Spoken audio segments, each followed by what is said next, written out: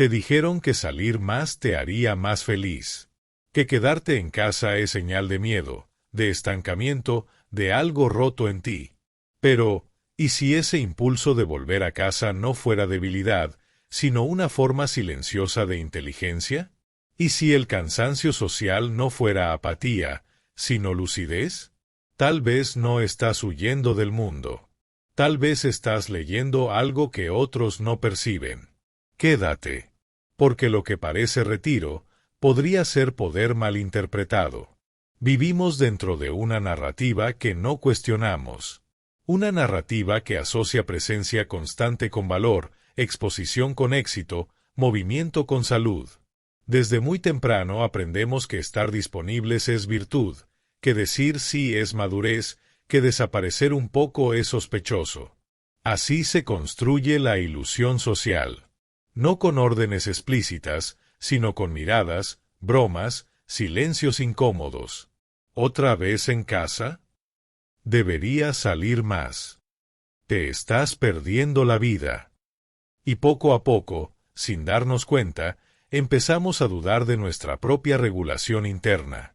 Empezamos a creer que algo está mal porque no encajamos en el ritmo externo. Pero el cuerpo no vive de narrativas. El cuerpo vive de señales.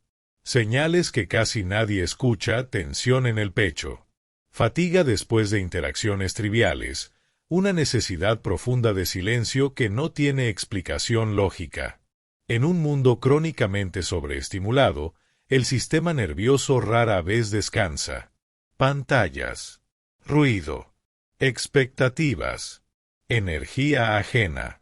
Todo compite por atención, todo exige respuesta, todo empuja hacia afuera.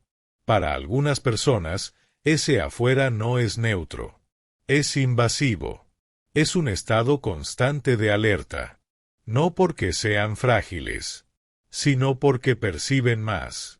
Perciben microcambios en el tono de voz, incoherencias entre palabras y gestos, climas emocionales que otros ignoran. Y cuando percibes más, procesas más. Y cuando procesas más, te agotas antes. Entonces el hogar deja de ser un lugar físico. Se convierte en una condición interna. Un espacio donde el sistema nervioso baja la guardia. Donde no hay que interpretar, anticipar, adaptarse. Allí ocurre algo que rara vez se nombra: el exhalar completo. No es evasión. No es aislamiento patológico. Es regulación intuitiva. Pero la ilusión social no tolera bien lo que no entiende. Confunde silencio con vacío. Confunde quietud con retroceso. Y así, muchas personas empiezan a pelear contra su propia naturaleza. Se fuerzan a estar donde el cuerpo no quiere. Se exponen cuando el sistema pide pausa. Se traicionan para parecer funcionales. Aquí es donde nace la disonancia. No entre tú y el mundo, sino entre tú y tu propio ritmo interno. Y cuando esa disonancia se mantiene, algo se rompe lentamente. No afuera, adentro. Lo que todavía no vemos, y aún no vamos a cerrar, es que este patrón no es casual. Responde a un mecanismo invisible que regula poder, energía y control de formas muy sutiles. Y entenderlo cambia por completo la manera en que interpretas tu necesidad de estar en casa. Existe un mecanismo silencioso operando debajo de todo esto. No se ve, no se nombra, pero dirige una parte enorme del comportamiento humano. Es el intercambio constante entre estimulación externa y autorregulación interna. La mayoría de las personas aprende a regularse hacia afuera. Se calman hablando. Se orientan comparándose. Se validan siendo vistos. Su equilibrio emocional depende del entorno, de la respuesta ajena, del reflejo social. Pero hay otro tipo de regulación, más discreta, más profunda. Una regulación que ocurre en silencio, en ausencia de estímulo, en soledad elegida. Para este tipo de mente, el mundo externo no recarga, consume. Cada interacción es una lectura. Cada espacio social es un campo de señales. Cada conversación implica interpretación constante. Nada de eso es consciente.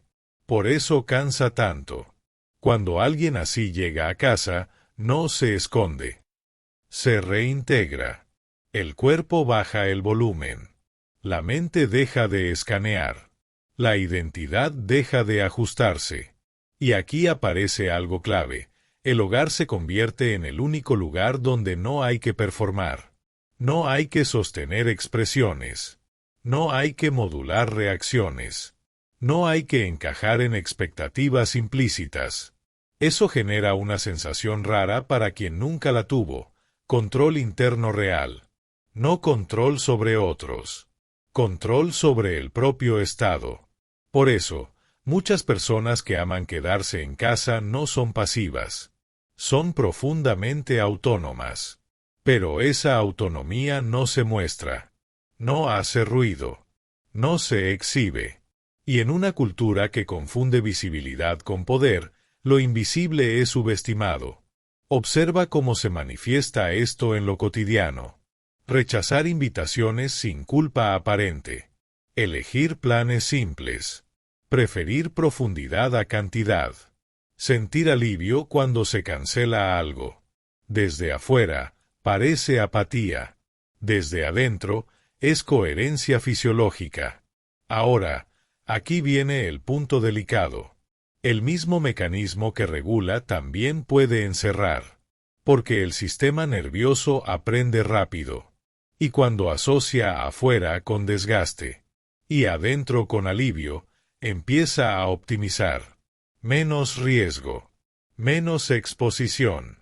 Más control. No por miedo consciente, sino por eficiencia energética. Y aquí aparece la pregunta que casi nadie se hace con honestidad. ¿Estoy en casa porque me nutre o porque evita que algo me atraviese? No respondas ahora. Solo deja que la pregunta se quede contigo. Si este punto ya empezó a incomodarte, detente un segundo. Respira.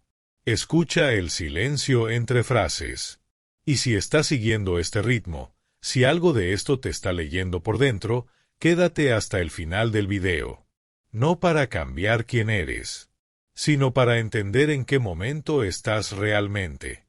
Porque todavía falta ver el efecto acumulativo de este patrón y cómo el mundo empieza a reaccionar ante él aunque nunca lo diga en voz alta. Cuando este patrón se sostiene en el tiempo, algo empieza a reorganizarse. No de manera dramática. No a través de un acontecimiento claro que pueda señalarse. El cambio ocurre en silencio. Cada vez que eliges no ir. Cada vez que reduces la exposición. Cada vez que priorizas la calma por encima de la presencia constante, el sistema nervioso aprende, se ajusta, se afina, se vuelve más selectivo con donde invierte energía, más preciso con lo que merece ser sostenido, menos tolerante al exceso. Y poco a poco, eso comienza a percibirse desde afuera. No porque expliques nada, sino porque tu disponibilidad cambia. Hay menos respuesta inmediata, menos necesidad de estar, menos urgencia por ocupar espacio. Eso altera dinámicas invisibles. Las personas rara vez reaccionan a lo que alguien hace. Reaccionan a lo que deja de ofrecer. Atención. Presencia. Validación silenciosa. Entonces aparecen interpretaciones suaves, comentarios sutiles, formas de nombrarte que intentan encajarte en una categoría comprensible, no como ataque directo, sino como una manera de restaurar un equilibrio conocido. Y ahí surge una tensión interna. Por un lado, el cuerpo se siente más estable, menos reactivo, más claro. Por otro, aparece una pregunta incómoda, casi imperceptible al principio. ¿Estoy eligiendo esto desde la conciencia o desde la evitación? No es una acusación. Es una observación. porque cuando el silencio se vuelve habitual, empieza a revelar capas más profundas, pensamientos que no tenían espacio antes, deseos que no gritaban, pero insistían, partes de ti que ya no quieren volver al ruido, pero tampoco saben todavía hacia dónde moverse.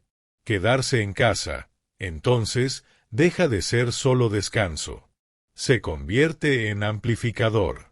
Amplifica claridad. Amplifica creatividad. Pero también amplifica lo no resuelto. Y sin que lo notes, el refugio empieza a transformarse en un espacio de confrontación suave. No incómoda. No agresiva. Simplemente honesta. Porque cuando el exterior se aquieta lo suficiente, algo interno empieza a pedir una forma distinta de presencia. No hacia afuera todavía, sino hacia adentro. Y esa transición no se fuerza, no se acelera, solo se escucha. Hay un momento en el que esa escucha interna se vuelve imposible de ignorar. No porque haga ruido, sino porque permanece. Es una sensación de ajuste fino, como si algo dentro de ti estuviera calibrando una nueva forma de estar en el mundo. No más reactiva, no más defensiva, más deliberada. Aquí es donde muchas personas se equivocan al interpretar lo que les ocurre. Creen que el impulso es aislarse más, o, en el extremo opuesto, forzarse a volver al ritmo anterior para equilibrar. Pero ninguna de las dos cosas es el punto. El verdadero cambio no tiene que ver con cantidad de contacto, sino con calidad de presencia. Cuando el sistema nervioso se siente seguro de manera consistente, deja de usar la retirada como única estrategia. Ya no necesita esconderse. Tampoco necesita exponerse sin sentido. Empieza a elegir. Elegir cuándo salir. Elegir con quién estar. Elegir qué conversaciones merecen energía y cuáles no. Eso es poder silencioso.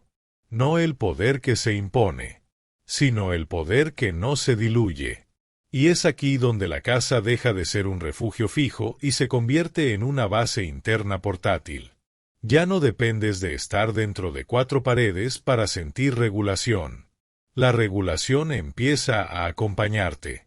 Pero este punto no se anuncia con claridad. No llega como una certeza absoluta. Llega como una pregunta sostenida en el tiempo. ¿Esto que estoy eligiendo me expande o me contrae? No como juicio, como orientación. Porque hay una diferencia profunda entre proteger la paz y encogerse para no ser visto. Ambas se sienten similares al inicio. Solo el tiempo revela cuál es cuál. La primera te vuelve más nítido. La segunda te vuelve más pequeño. Y nadie desde afuera puede decirte en cuál estás. Porque la respuesta no está en el comportamiento, sino en la sensación posterior. Después de quedarte. Después de salir. Después de decir no. Después de decir sí. ¿Qué queda? ¿Más energía o menos? ¿Más coherencia o más tensión? Esa es la brújula real. No la opinión ajena. No la norma social. Tu sistema nervioso sabe antes que tú cuando algo está alineado. Por eso, quizá la pregunta más importante no es si deberías quedarte más en casa o salir más al mundo. La pregunta es otra, más silenciosa, más precisa. ¿Qué versión de ti se fortalece con las decisiones que estás tomando ahora? Si este contenido resonó contigo, no como idea, sino como sensación corporal, tómate un momento. No para cambiar nada de inmediato, solo para observar. Y si quieres seguir explorando estos mecanismos invisibles que moldean tu comportamiento sin que lo notes, permanece cerca. A veces, entender el ritmo propio no te aleja del mundo. Te devuelve a él de una forma mucho más consciente.